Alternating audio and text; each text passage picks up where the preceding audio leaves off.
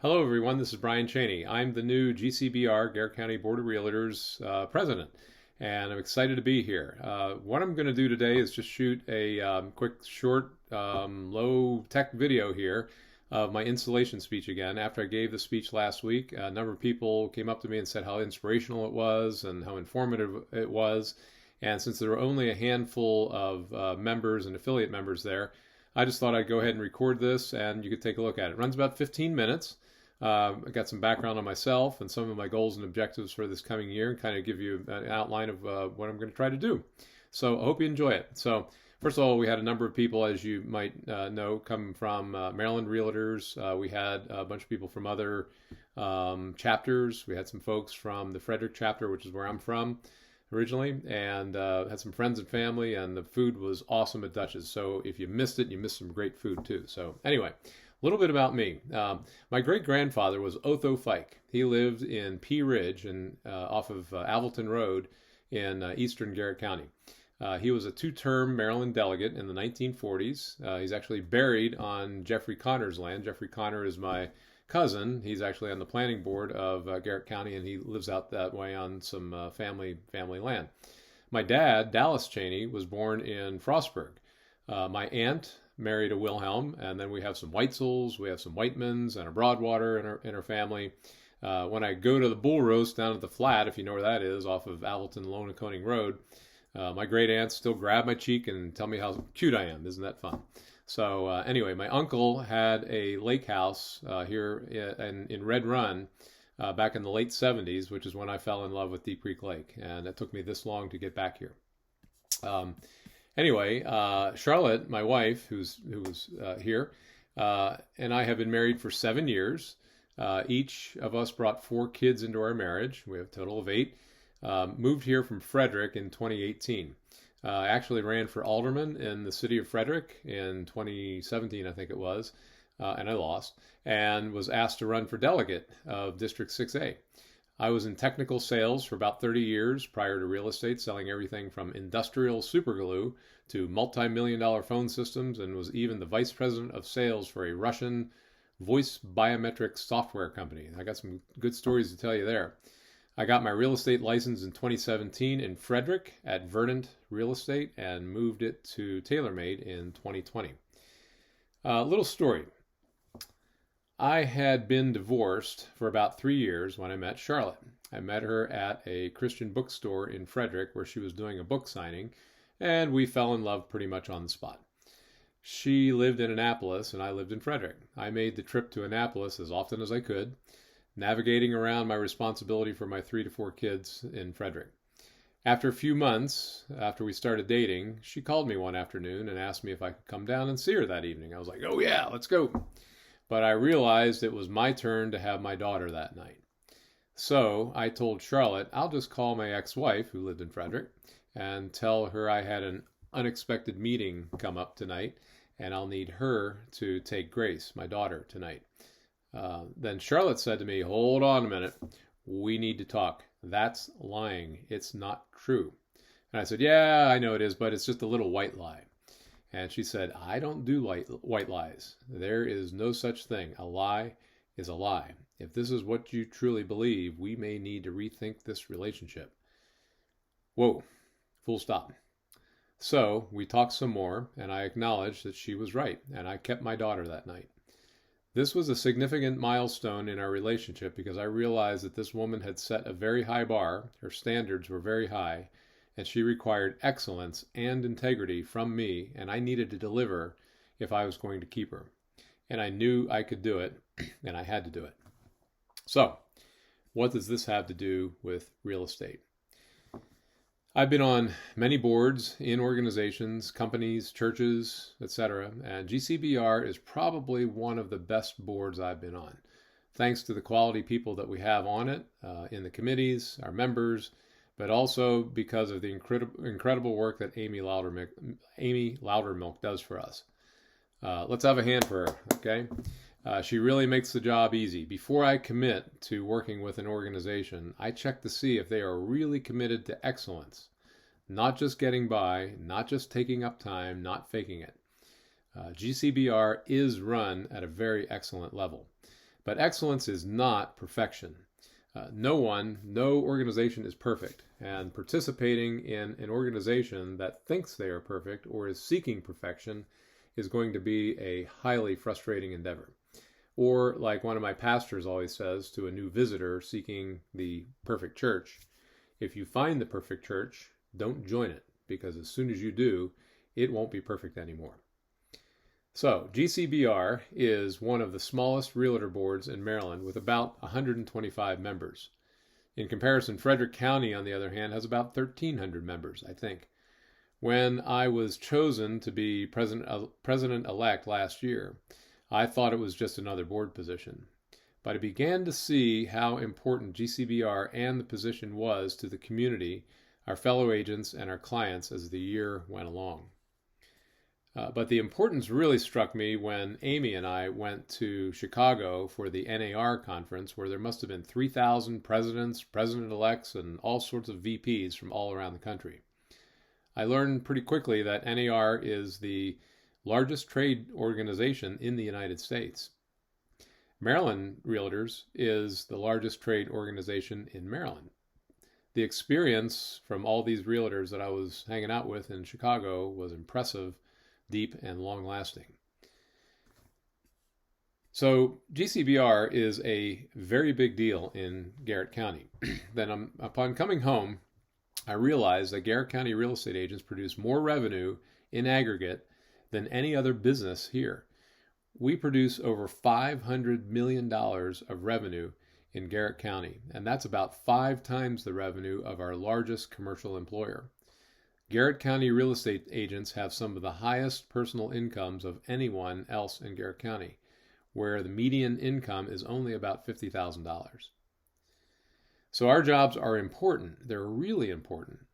We're handling the most complicated, legally significant, largest dollar transaction that a family may ever make for the home that they may spend the rest of their lives in. We have to get this right. So we are very visible. Many eyes are on us. Heck, I see Karen and Betsy every time I drive into Oakland on the right-hand side on the billboard. Our faces show up in countless mailers, social media, signs, magazines, you name it. But real estate agents don't always carry the best reputation. So with the visibility, the important jobs that we have, the huge economic impact that we have, and the lives we touch, I think it is imperative that we be an example. Oh, I lost my space here. I'm on a computer here. Sorry about that. With the visibility, the important jobs we have, the huge economic impact we have, it's imperative that we be an example that our community looks up to in every way, on the job and off.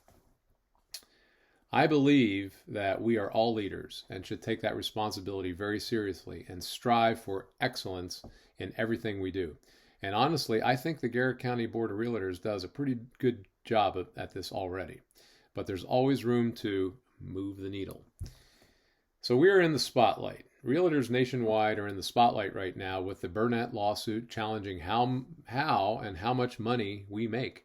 We are navigating around the situation with our past president, Kenny Parcell, stepping down, and the negative press around it. We have a really important and hard job, and we earn every penny we make. It is imperative that the general public sees us all operating with excellence, even in areas tangential to real estate. NAR believes this too. They are launching a new program called Ignite Others. You'll hear more about it. This program has the goal of increasing financial literacy in our young people by assigning a realtor to every high school in the country by 2024 to teach about credit scores, making and saving money, budgeting, the benefits of home ownership, and considering real estate as a career. NAR is offering thousands of dollars in grant money to local real estate boards to help make this happen.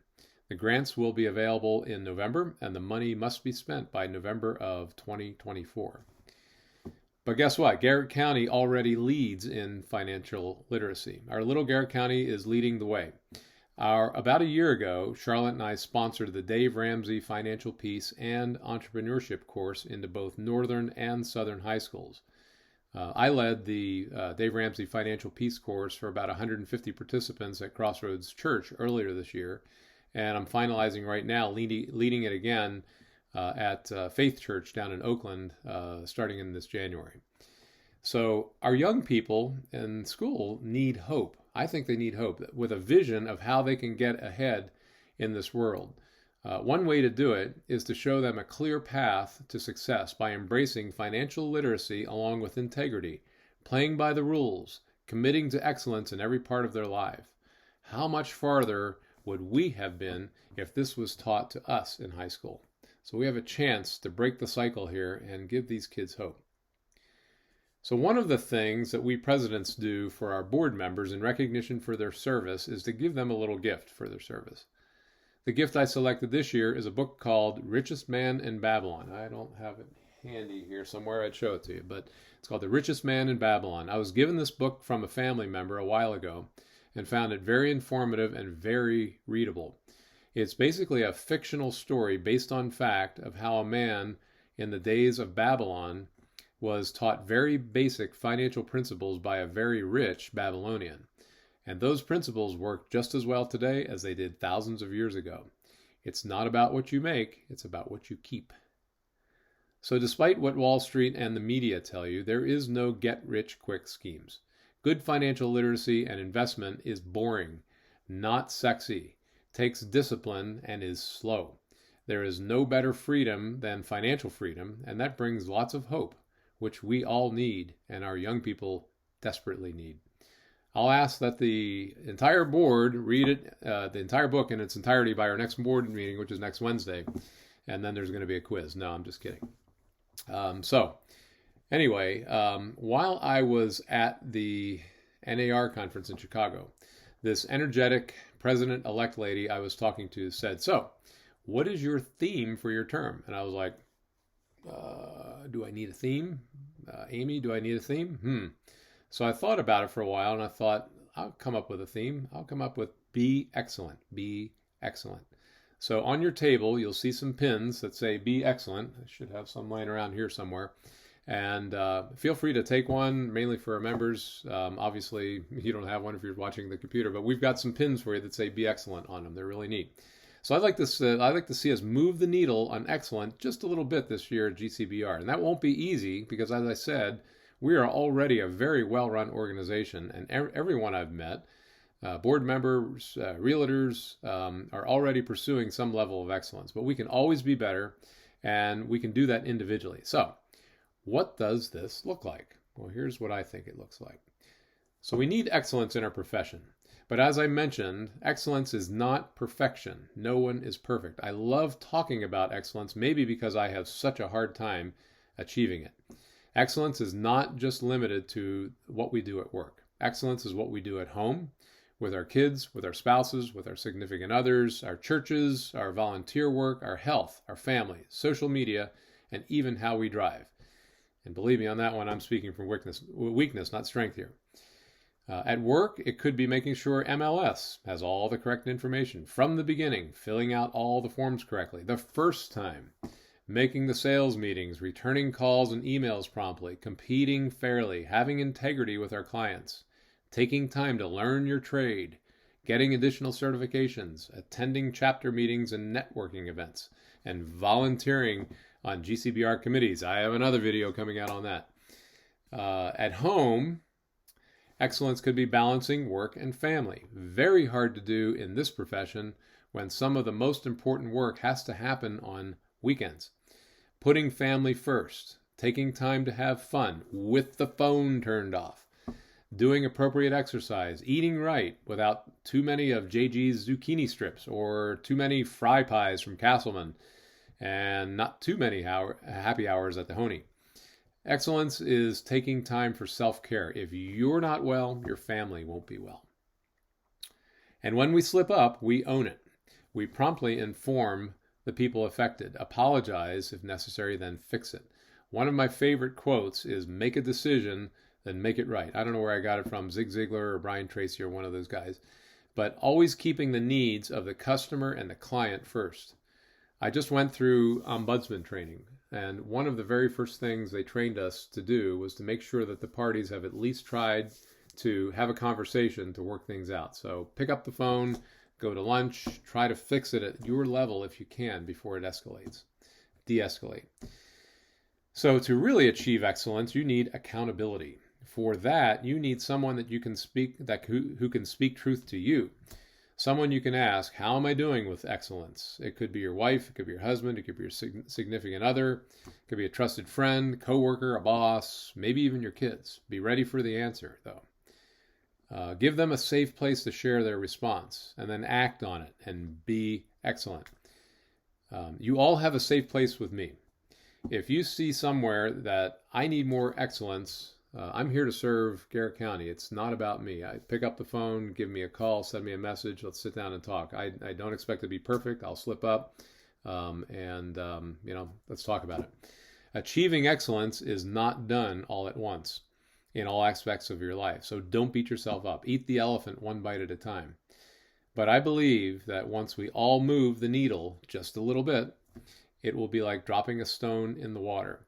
The wave you create will ripple throughout the community, your family, your brokerage, and we will all have made a difference. So you can wear the pin, you can put it on your desk, you can jam it into the dash of your car. I don't care, whatever. But maybe just having that little pin around will prompt you just to be 1% better each day, so you can move the needle of excellence here in Garrett County. So maybe instead of have a great day, maybe we say, hey, be excellent today.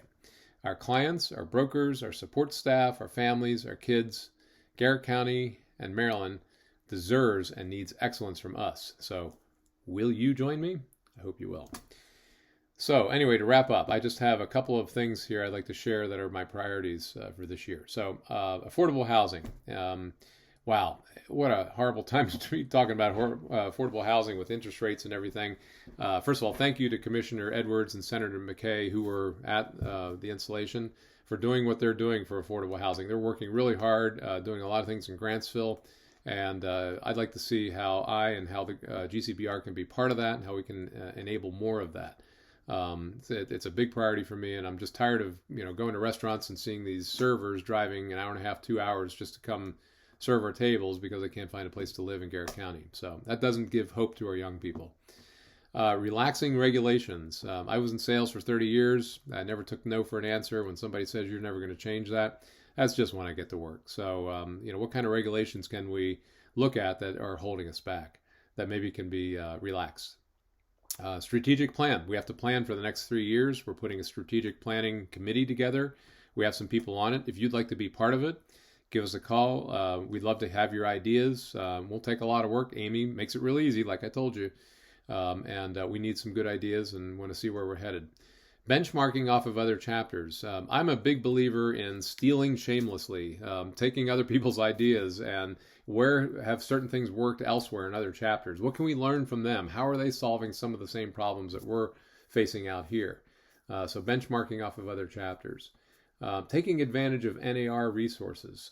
I'd like to see us have an NAR liaison, someone who's in touch with NAR with all the programs and resources and things that they're working on that we might be able to bring to our members and to our community and to our clients that maybe we're not fully aware of. Financial literacy and wellness. We talked about that. That's a huge priority. Keeping the community better aware of current real estate issues. Customer service. How can we serve the members better? How can we serve the affiliate members better? How can we serve the general public better? We'll be sending out a survey, Survey Monkey. We want to find out, we get your input. How are we doing? Are we delivering the value that you need? Are there things that you'd like to see us do that we're not doing? Are there things we're doing that you don't care about?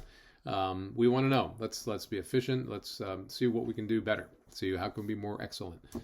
And last but not least, let's make sure we have fun. We work really hard. I like to work hard and play hard, and let's have fun while we do it, while we're together. So anyhow, I hope this was inspirational and helpful. It gives you a little snapshot into what I plan on doing this coming year. I'm looking forward to your participation. We'd love to have more members who've been sitting on the sideline participate. We need your ideas. Your ideas are good, and we need you participating. So it doesn't take a lot of time. So I'll be saying more about that later. But thank you for your confidence in me and electing me to the board, and I hope we do a great job. Keep me in your thoughts and prayers, and let me know how we're doing and what we can do better. Have a great day.